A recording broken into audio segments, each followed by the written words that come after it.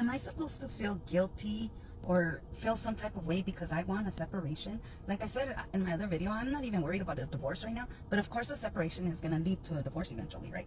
But like, I feel guilty. I feel like, I don't know, I've been with him 31 years, and I want to know what's after this, because this cannot be my life. This cannot be it. I mean, I'm truly not happy, and I've always said that once my kids grow up, I'm done. I'm done with him. I'm done. So my kids are grown. My youngest is 17. Like, I did this, I stood this long for my kids because I didn't want them to grow up in a broken home. So I stuck with it. I did it. I stood here. I did this for my kids to have a home with their mom and dad. Now my youngest is 17. One of my kids is out my house. My oldest is still at home, and he's going to take this the hardest. I'm not even going to lie. He's probably going to, I don't know, I don't want to say he's going to hate me, but I'm not happy. I'm not happy, and I feel guilty as fuck. And to be honest, he don't even know what's coming to him. He should know, because all the signs are there, and I've already told him. He knows very well how I feel. I'm not a liar. I'm straight up, and I told him. But he just thinks this is the life. This is not my life. This is not what I signed up for. I don't know. Have you ever been separated, divorced? What were the feelings? I mean, is it because I'm the one that's initiating the separation that I feel guilty? Is it because, I don't know, but I'm ready to move on, and I'm ready to see what life has to offer me after this. And I've lived this life since I was 14. I'm 45 now, about to be 46. I can't live the rest of my life unhappy. I already did it this long for my kids. So I just wanted to get on here and vent, because I feel guilty as fuck. I'm not even gonna lie. And it's not gonna be easy. Like I said, I've been with him 31 years. It's not gonna be easy on either side. On his side, it's gonna be worse. But it's not gonna be easy. I mean, no matter what, he's been right there. So, but I don't know. I just feel guilty. Here's the situation. He's showing up, staying loyal, doing what he believes is right. And meanwhile, she's already decided to walk away. She hasn't told him yet, but the plan's made. The part that stings, it's not just the silence. It's the quiet assumption that without her, he'll collapse. And then the guilt shows up, not because she regrets how she handled it, but because she's starting to realize he might actually be better off without her. Let's break this down. There's something unsettling about the way some women handle relationships today. You'll hear things like, he doesn't know it yet, but I'll be asking for a separation. Like the man is just a placeholder, just there to absorb the emotional weight until she decides she's done. And then, after she walks away, the guilt sets in, not because of love, not because of respect, but because now she's wondering if maybe he won't have anything left once she's gone. What if he's actually better off? What if the part that's breaking him isn't the loss, but the constant confusion, the lack of gratitude, the emotional drain? So many men stay silent, thinking they're supposed to just endure. They work, they provide, they remain consistent, only be treated like a burden by the very person they were loyal to. And when she finally leaves, it's not because he failed. It's because she thought she could do better without even looking at what she had. There's this quiet arrogance that creeps in when someone assumes the other person won't recover. Like she believed she was the peak of his life, that once she steps away, he'll fall apart. But more and more men are showing the opposite. They're healing. They're rebuilding. They're becoming stronger without the emotional weight of someone who never really saw them in the first place. It's easy to leave when you stop valuing the person next to you. It's even easier when you think they're too weak to bounce back. But that's the biggest mistake women like this make. They underestimate the resilience of a man who's been pushed to the edge and still stood tall. They confuse silence for weakness, consistency for passiveness. And they only feel guilt when they realize the man they discarded is doing just fine without them. The real pain isn't in the separation. It's in the betrayal of trust, in the years wasted giving your best to someone who had an exit plan long before they had a conversation. And now she's sitting with guilt, not because she loved deeply, but because her absence didn't break him. Because for once, he chose himself. Single moms, what are we doing with our wedding rings? Our gorgeous, perfect wedding rings that used to be so meaningful to us. What do we do with them? Do we keep them for the kids? Are we selling them so we can make a pretty penny? What are we doing? Are we repurposing them into a necklace? I don't know what to do with this. It used to be incredibly meaningful to me, and now it's just painful. She's holding the ring now, not with pride, but with questions. That same wedding band she once flaunted as a symbol of forever is now just a reminder of decisions made without depth. She's calling single mothers, asking them what to do with it, as if they become the experts on what happens when good men are pushed out and commitment is treated like an option instead of a bond. That phone call is more than curiosity. It's regret disguised as small talk. In the beginning, it was all about the dream, the dress, the ceremony, the validation. But somewhere along the way, real commitment lost its value. She treated the marriage like a phase, something she could walk away from when the excitement faded. Now, the consequences are real. She's looking at that ring not as treasure, but as a reminder that she gambled stability for temporary feelings. And now she's searching for advice from women who already played that game. What most won't say out loud is this: many men gave their best and got dismissed for it. They provided, they protected, they stayed. And still it wasn't enough. Because in a culture that rewards independence but punishes partnership, being a steady man gets labeled as boring. So she left. And now, she's realizing the world outside that marriage isn't so kind. Dating is harder. Trust is scarce. Time is moving, and the options aren't the same. That ring was never just jewelry. It was a contract, a vow, a promise. And now it sits in her hand like a question she can't answer. What do I do with it? Means, what did I walk away from? It means, was it really worth it? Because the reality is sinking in. What she gave up might not come back. That level of loyalty, that kind of protection, that safe place to fall, not everyone gets a second chance at that. There's a reason she's not calling happily married women for advice. She's not looking for affirmation. She's trying to find meaning in a choice that cost her more than she thought. And while she's figuring out what to do with that ring, the man she left behind is learning to live without her. Not bitter, just better. Focused. Free. Healing from what most people never even saw. How do people just go through divorce? Like, I took a couple days off of TikTok because I was just like so mentally drained. And I think for like the first month or so that we talked about divorce, it was just like, okay, I'm just ready to not live in this rut anymore. And so I was like excited for this new version, you know? And now just like thinking about being a single mom, financially, emotionally, I have to tell my kids, I have to find a new house, I have to sell my house. Like, my husband's been my best friend for 8 years. And now we just go like be co-parents. I just don't know how to even navigate this. I'm so scared to be a single mom. I'm so scared of struggling financially. My parents struggled my entire life. I'm a nurse injector and I make decent money, but I work part-time because I have 2 toddlers. I'm trying to do TikTok because it does pay well when it does pay, but like, that's not every month. So I don't know. I'm just rambling. Hopefully somebody feels this. If you've gone through a divorce and you have little kids, let me know. Thankfully, we are not fighting. We're in a really good place, kind of. Like, I resent him for the reason why we're here, and he resents me for actually pulling the trigger. So we're just like tiptoeing around each other right now.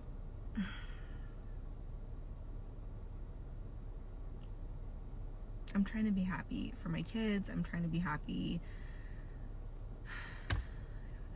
So anyways, I get to go do 3 clients, and then I have paint all over my hands because we're touching up the house before we list it in a few weeks, and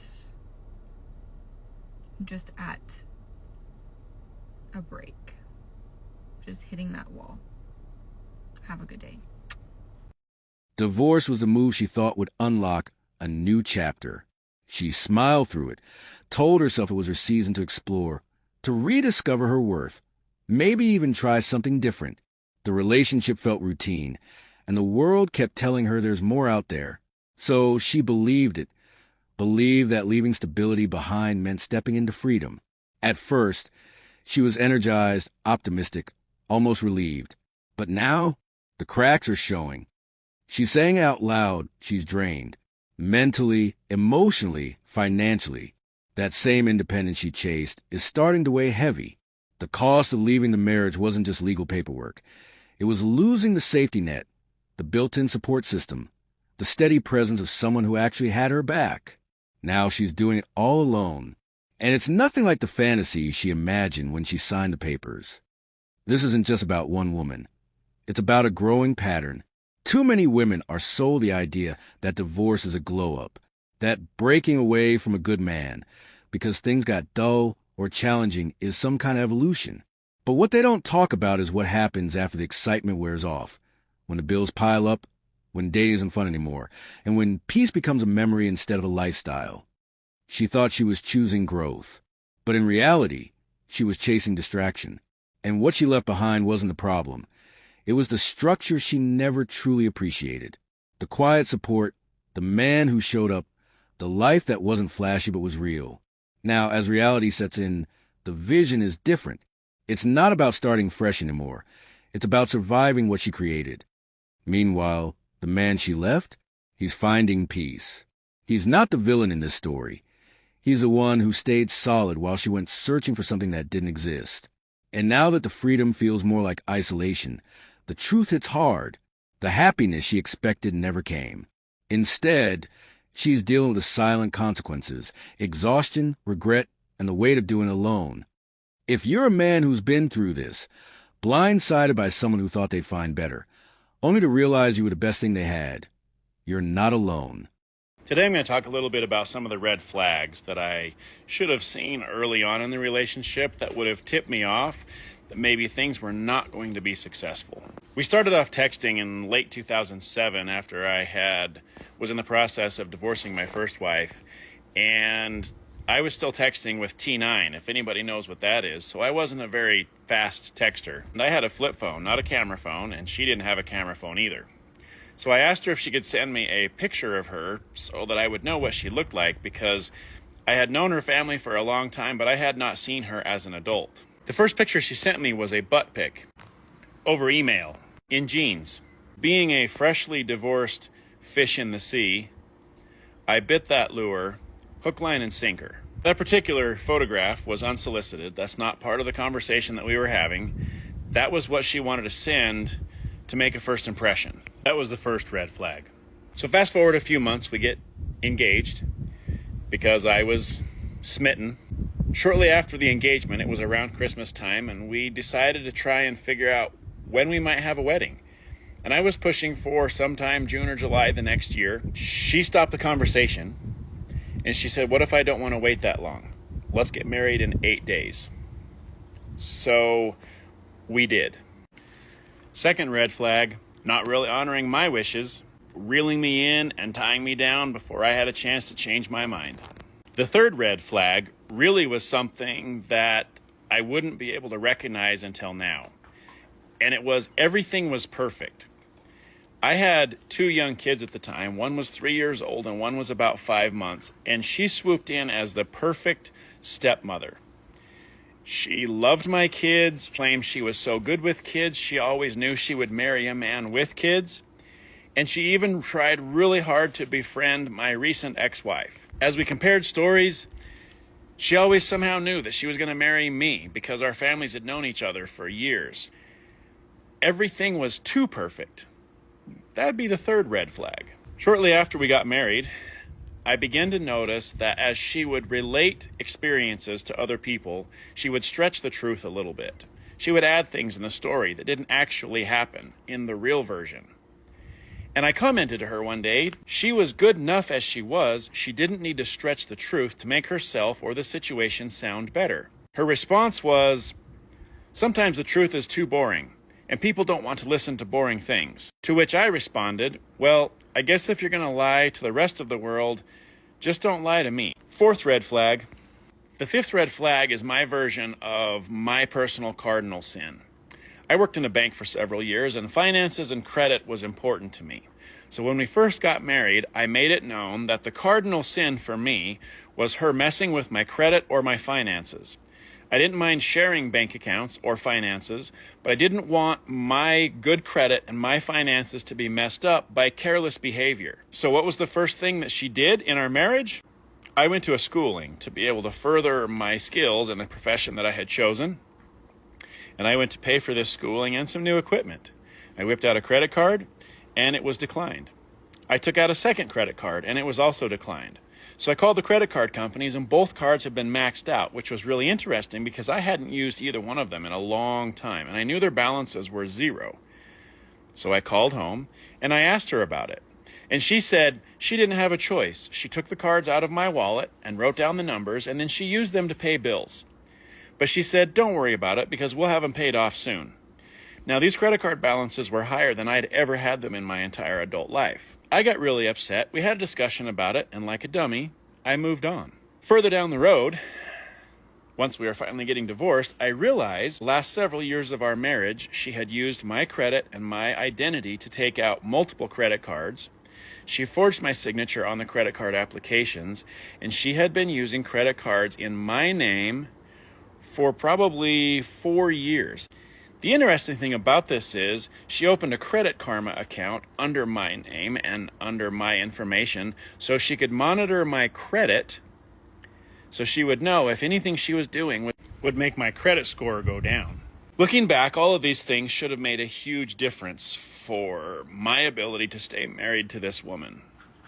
And had I been able to recognize these things early on, I probably would have done something about it to prevent the inevitable outcome of divorce. I don't know if any of this information is helpful for you, but I figure if I share my experiences, maybe it'll help somebody else start to see these aspects of their life before it blows up and causes huge problems. When a man opens up about regret, it usually comes from a place of deep reflection. This one story stands out. A man admitting he missed one of the biggest red flags in his marriage. He didn't catch it at first because everything felt normal. But over time, the damage was undeniable. There's an old saying, not all love and not all the money. And in this case, both got tested hard. It was financial sabotage. She wasn't just spending irresponsibly. She was strategic about it, retrieving her ex-husband's mail, paying off credit cards he didn't even know existed, hiding statements. If she could have everything rerouted electronically just to keep it quiet, she would have done that too. And she did. It wasn't about building a life together. It was about using someone else's foundation for personal gain. Money isn't everything, but it reveals a lot. A woman who treats a man's income like an open bank account, or worse, a safety net for her own secrets, is showing her true intentions. And once trust is broken in this way, it's hard to look at love the same again. He thought they were building something together. She was building her own safety hatch.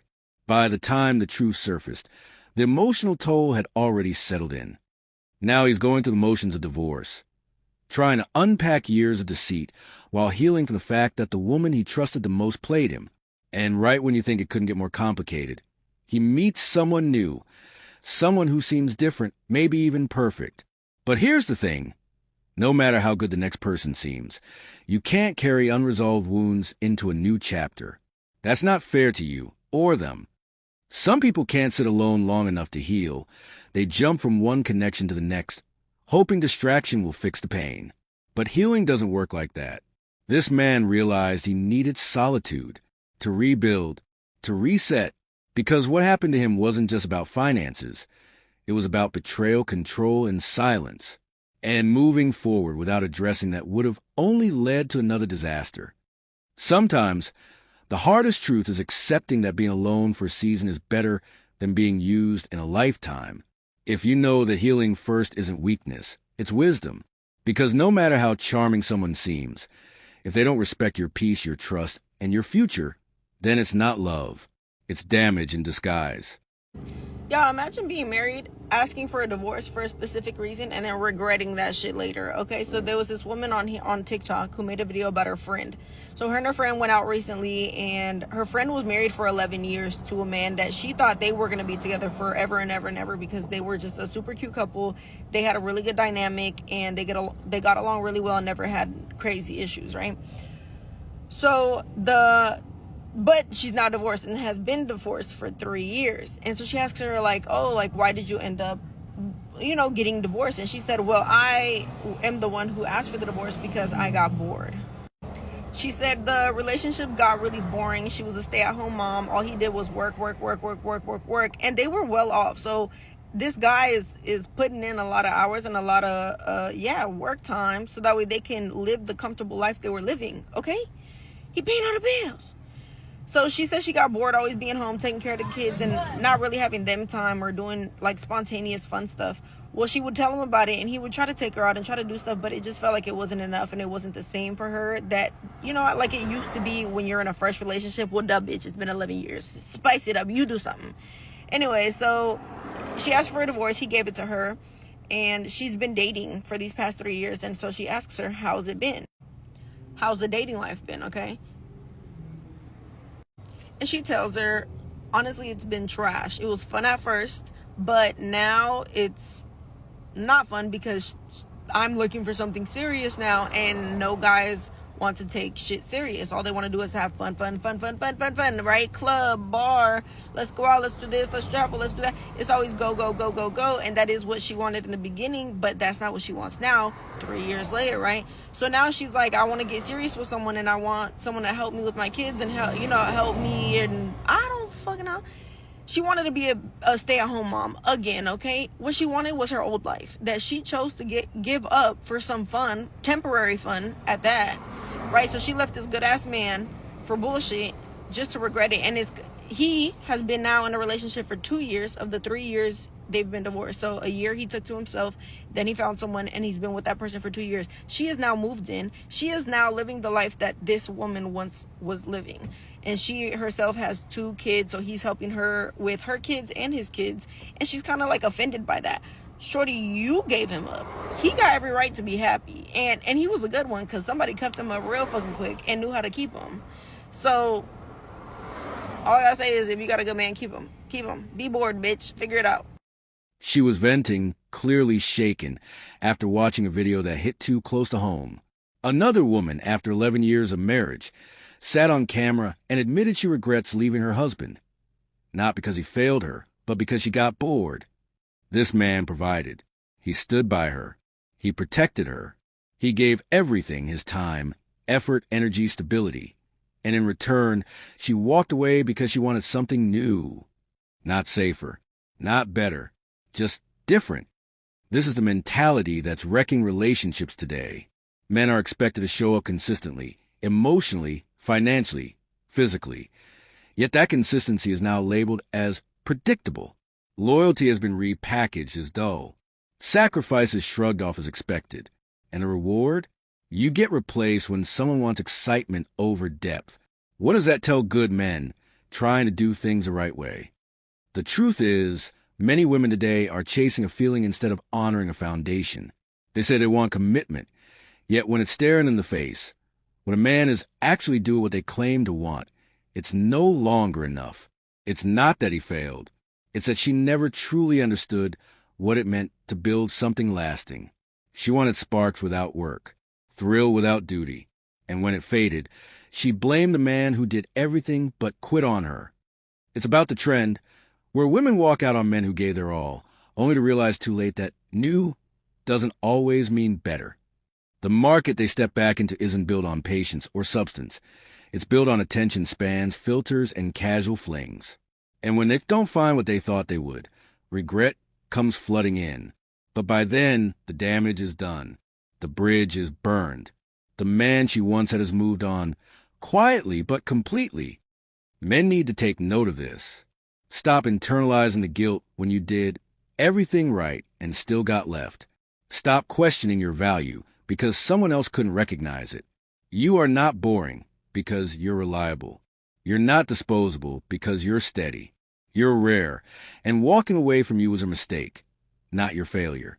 The emotional hangover she's feeling now is a consequence of choosing impulse over integrity. A woman shared her regrets about not working harder to save her marriage now that her ex-husband is happily remarried. The 41-year-old woman shared to the True Off My Chest subreddit that she left her husband around 10 years ago, shortly after they'd had their first child together. According to this woman, there were no major issues in the marriage. She was a stay-at-home mom and had her husband wrapped around her finger. He did whatever she said, and she burned him out. When he grew tired Tired of her demands, she started threatening divorce. She thought she was still a great catch and that she could do better than her husband, so she left. She ended up getting joint custody of her son and the house after the divorce. Now, 10 years later, the ex-husband is happily remarried with a baby daughter and a new house. The divorced woman, on the other hand, has been unmarried ever since. She's jealous of her ex-husband's new wife, saying, "She took my husband, she took my kid, she took my life that was once mine, and now I live in an empty house." She claims she is alone and miserable and wishes she would have been a better wife 10 years ago so she wouldn't be in this situation. As you can probably imagine, not many people were very sympathetic towards this woman. "You got what you deserved and he got what he deserved," one Redditor commented. Others noted that the new wife didn't take anything from her, with one saying, "You gave it away." This woman's story may end in bitterness and guilt, but that's not the case for most divorcees. According to research derived from family law attorneys, 80% of divorcees end up remarried. While divorce is a valid option in many situations, it's not always the solution. It takes two to make things work, and many people believe this woman reaped what she sowed. Now that he's happily remarried, she's sitting there saying, "I wish I was a better wife. I wish I did more." Funny how the clarity always comes when it's too late. Back then, she had a husband who showed up day in, day out, but it wasn't enough. He was loyal, stable, committed, but she saw that consistency as boring. She didn't want to fix the problems. She wanted to escape them. And now that another woman is living the life she threw away, regret is setting in hard. This is what happens when comfort is mistaken for weakness. When women think they'll always have time. When they assume the man who's always there will never leave, or be chosen by someone else. She didn't realize what she had until he built a better life with someone who appreciated the things she dismissed. Now she's watching from the sidelines, not because she wasn't loved, but because she didn't value it when it mattered. The saddest part is, it didn't have to end that way. A little effort, a little humility, a willingness to grow, that marriage could have been saved. But pride got in the way. Entitlement made her think he'd never walk. And now, every smile he shares with his new wife, every photo of his blended happiness, is a reminder of what she let slip through her fingers. A lot of women are realizing too late that marriage isn't about temporary feelings. It's about commitment through discomfort. It's not always butterflies and excitement. Sometimes it's just quiet, dependable presence. And if that doesn't excite you, you're not ready for a real relationship. She thought she was stepping into something better by leaving. Now she knows better. Now she's vocal, posting, venting, talking about what she should have done. But words don't undo neglect. Tears don't reverse time. Meanwhile, he's at peace, not because he wanted revenge, but because he finally got the partnership he deserved. The one she was too distracted or too self-centered to build. If you're a man who stayed loyal, tried hard, and still got blamed, let this be a reminder. Your efforts were never wasted. They just weren't given to the right person. Like, comment, and subscribe if you know your value doesn't decrease just because someone couldn't see it. Sometimes, your absence is the only thing that teaches them the lesson your presence never could.